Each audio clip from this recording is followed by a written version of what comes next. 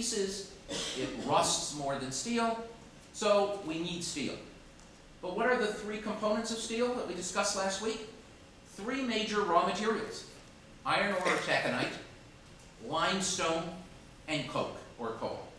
Right? If you think a little bit about it, what you'd see, and I wish I had a picture of the Midwest here, iron ore, massive iron ore range is the Iron Range in northern Minnesota and northern Michigan, in the area around north of Duluth. Fortunately, it's on Lake Michigan, a wonderful transportation route. The second resource you need is limestone. Limestone, the largest limestone quarry in the world, is in a city you've never heard of, Rogers City, Michigan, which is in Port Huron, on the east side of the state. And of course, coke came from the coal mines of eastern Ohio, northern West Virginia, and western Pennsylvania. Okay.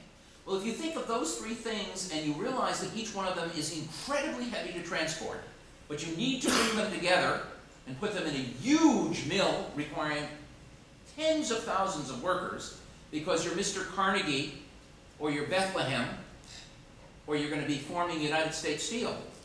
Where will your steel mill be? Nevada? I don't think so. Iowa? Probably not.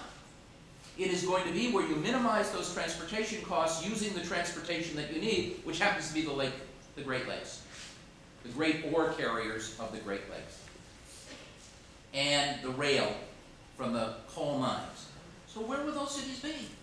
They'll be in Pittsburgh. They'll be in Gary, Indiana, on the Great Lakes. They'll be in Detroit.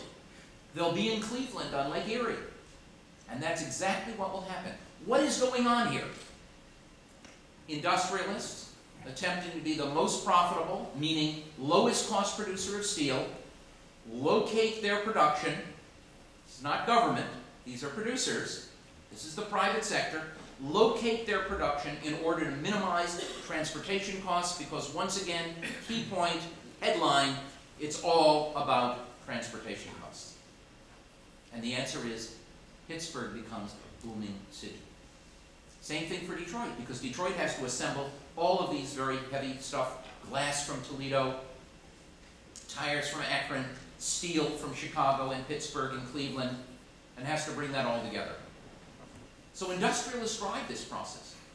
But once they drive the process because of the long-run average cost curve, once they drive this process because of transportation costs, where they settle will become the cities of America of the 19th and early 20th century. Because transportation costs drive those decisions. Transportation is expensive. We'll see what happens by the end of the first hour when it's not. And that gets us to the point where we have this. So the next question, though, then, is how are parcels of land valued? Why is a square foot in New York City worth 100 times a square mile in Arizona?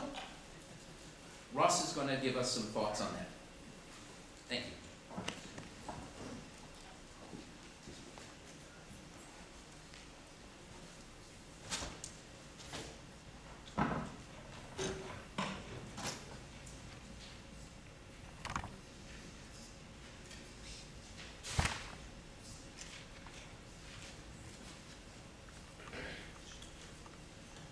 Okay, can you hear me okay? Yes. All right. It's a question I want to pose for you, and I'll answer it quickly. What do we notice about cities, in addition to the fact that they're big? Well, one of the things that we notice is that we find different things in different places. And one of the questions that I want to answer in this part of the presentation is why?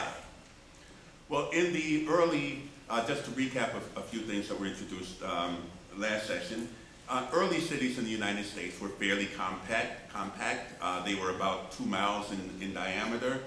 And then over the 1800s, there were changes in a number of different technologies. We had transportation changes like the streetcar, which led to changes in residential location. We had innovations in organizing Retail sales like the department stores that Mary Stevenson talked about last session, that brought retail shopping into the central part of the city. We had building technology through steel and through the creation of elevators. We had changes in energy technology, the introduction of electricity toward the end of the 1800s. We had changes in communication technology, the telegraph and the telephone. So that by the end of the 1800s, we had a number of different forces that impacted on various things in different ways that affected the location of various economic activities. Residences were moving outwards. Retail stores were moving inward. Telephone and telegraph made it possible to communicate from one place to another without being there in person.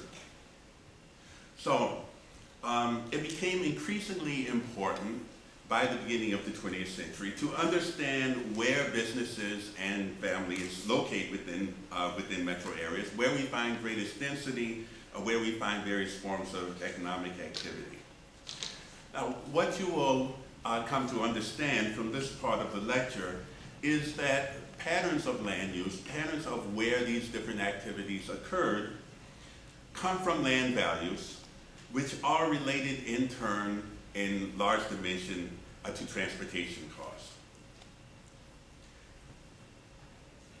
Let's consider first the three major descriptive models of cities.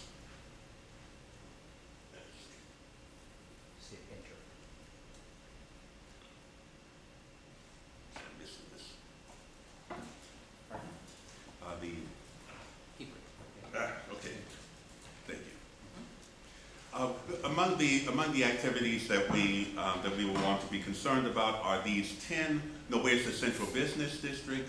Where is it that a lot of shopping is going on? Wholesale and light manufacturing. Low-class residential. Where are the ghettos located within the city? Where are the middle-class residences? Where are the upper-income residences? And how about heavy manufacturing? What about business districts on the outside of the city? What about those who choose to commute, the residential suburbs? And what about the industries that are located fairly far out?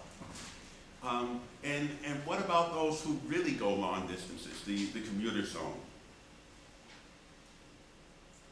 Well, one of the first models that was introduced to explain the location of activities was what's called the Concentric Zone model. You'll see this on your left.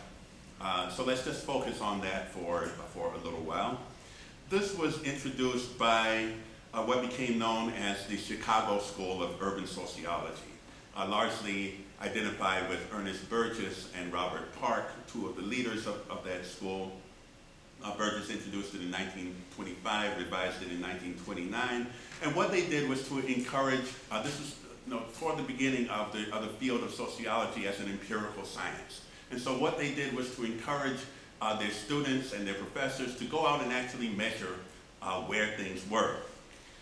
The Concentric Zone model, which was based upon their studies of Chicago, posed that most activities want to be at the center.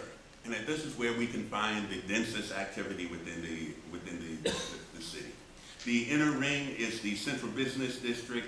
The next ring out is what Burgess called the zone of transition, which is due to the encroachment of business and industry on formal residential housing. Zone 3 is the zone of working men's homes, the places where people live who work in factories. Zone 4 is a slightly higher income residence, and Zone 5 is higher class residences, and Zone 10 are those who travel really long distances. The dynamic that Burgess and Park posited for this model was that really most people are interested in being in the center, but that the competition for that land forces those who can't live there and operate there to locate in the next ring out. And each zone, he argued, forces the other zone further out. The next model is the sector model, which was introduced about 15 years later by Homer Hoyt. Homer Hoyt was a real estate person who went to work for the federal government and who developed this in about 1939. And what Hoyt argued was that, well, we don't have concentric zones really in cities. That model is not a true descriptor of what's going on. He argued that what is happening in cities at this point, late 30s, is that we have all kinds of new transportation networks. And we have families that are moving out, particularly well-to-do families, along the railroad and streetcar lines.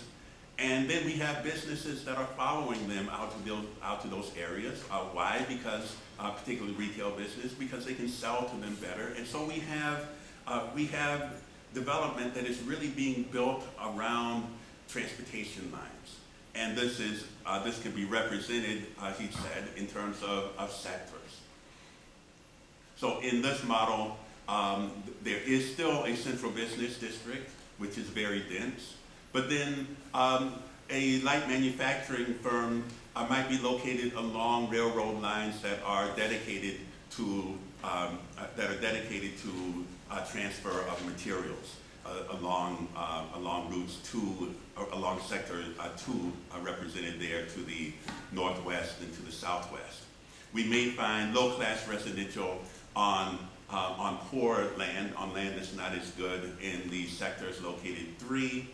And then we may find middle-class housing in the sector that's located at 4, and high-class residential in sector 5. Another model was set forth in 1945 by Chauncey Harris and Edward Ullman, and they argued, well, these other 2 models don't quite have it right. The reality for many cities is that cities are not built around a common central business district, as both the concentric model and the sector model proposed in this dense area that you see in those 2 other models.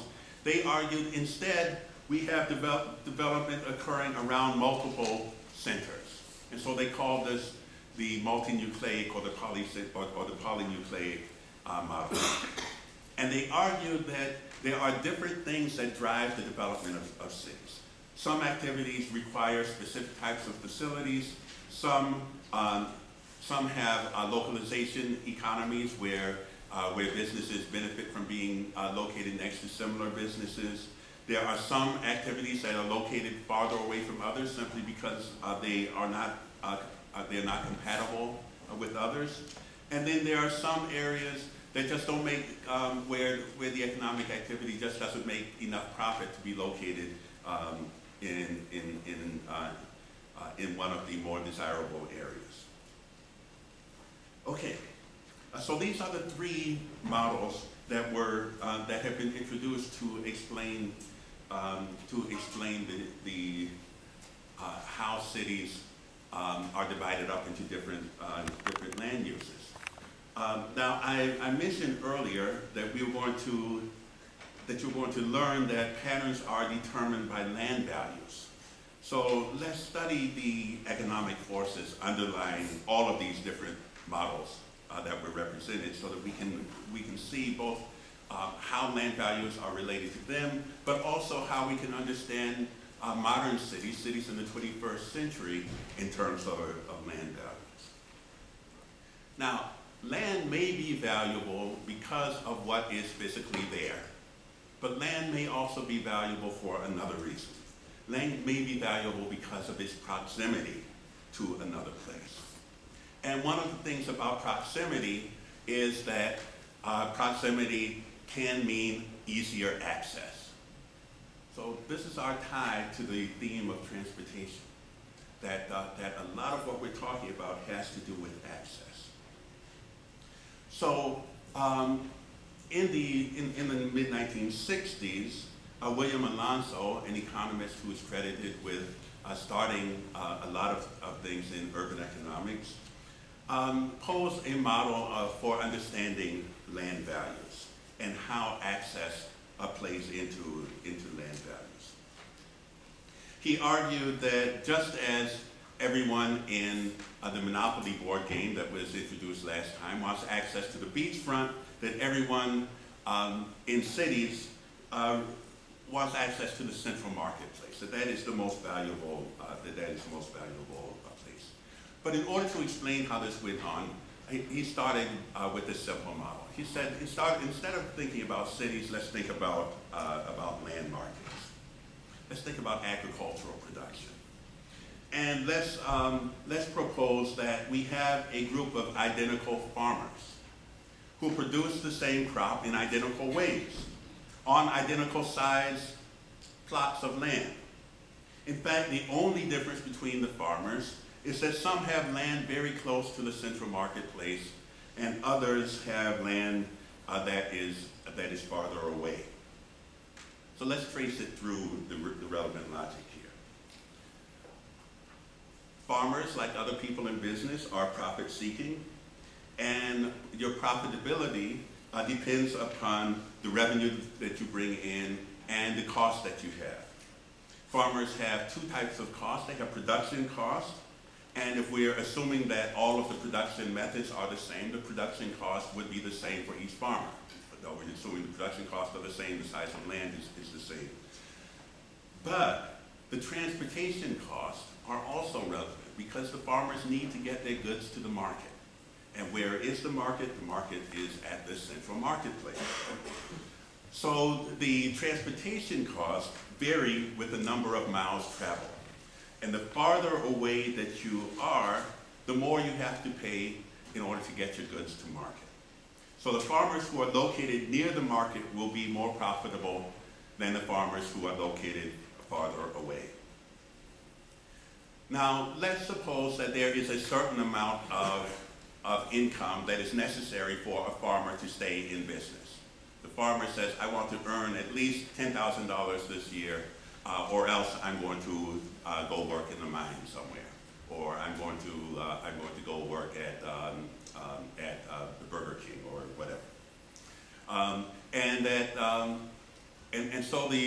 So the farmer is interested in the amount of money above that minimum amount that is necessary. So how does this relate to land values? Well, we're interested in the total amount of money that a farmer would be willing to spend to gain access to and use of parcels of land. If the farmer is making $500 above their minimum,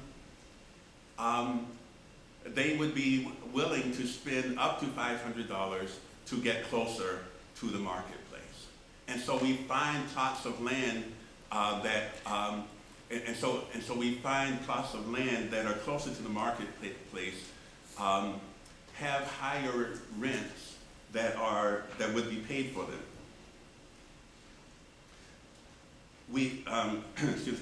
Bid rents, the central concept that we're dealing with here, refer to what a renter or buyer would be willing to bid in order to gain access to and use of a specific parcel of land. So as we looking at the graph to your left there, we see that if the farmer is interested in locating closer to the marketplace, closer to the center, they would be willing to pay more for that amount of land than they would at a piece of land that was located 50 miles away. If a piece of land was 20 miles away, they would be willing to pay more for that land than they would a piece of land 50 miles away, but not as much as they would for something located right at the marketplace. The central theme and our emphasis here is that the rent that the farmers are willing to pay varies inversely with distance from the marketplace. Or stated in other words, the value of the land in terms of its distance to the central marketplace is determined by relative access to that marketplace. Now, what if the revenue that a farmer received for his crop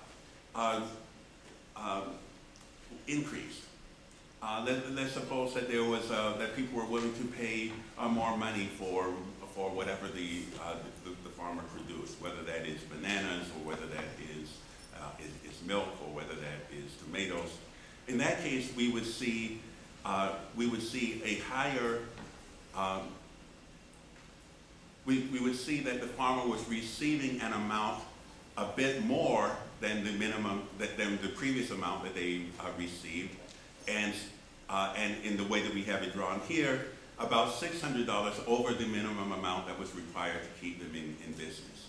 And we would see that the maximum amount that a farmer was willing to spend to be located right at the marketplace would then increase from $500 to $600.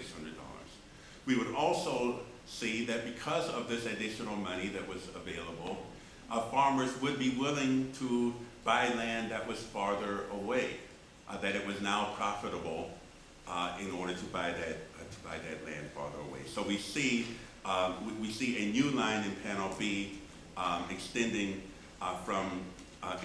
out to 60 miles away. What if transportation costs fell without an increase in revenue? Well, we find that the rent at the center would not change, but the slope of the line would change, and that the land farther, and that because the transportation costs had fallen, that farmers would be willing to buy land that was farther away and transport their goods to the market.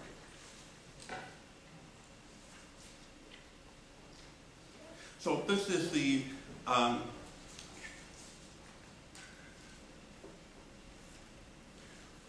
one other slide here. What if there are two types of production going on? What if we have tomatoes and wheat, for example? Farmers who produce tomatoes are aware that tomatoes are more fragile. They bruise more easily. Wheat can be stored for long periods. It can be transported more easily. So we find that tomatoes may have a higher price on the market, reflecting what it costs the producers to produce them. But we also find that producers of tomatoes would want to be located nearer to the central marketplace so that the crops do not get damaged, and that they would be more concerned about this than producers of wheat. So we would expect to find that there would be a different curve resulting for tomatoes and for wheat, and that's what we have here. We find that the tomato farmers are willing to pay more for the centralized land than the wheat farmers. In the slide that we have here, the tomato farmers are willing to pay up to $800, while the wheat farmers are willing to pay only up to $500. And if you own this land and you had two people coming to you to try to use the land, which would you sell to, or which would you rent to? The one that offered the most money. So this is the basic idea underlying the use of land in general. That we have different types of uses, all of which have different ideas about what revenue is and how important it is to be near the city, and that the land users who are willing to pay the most for land are the ones who, for land that is near the center of the city, are the ones who will actually be located there.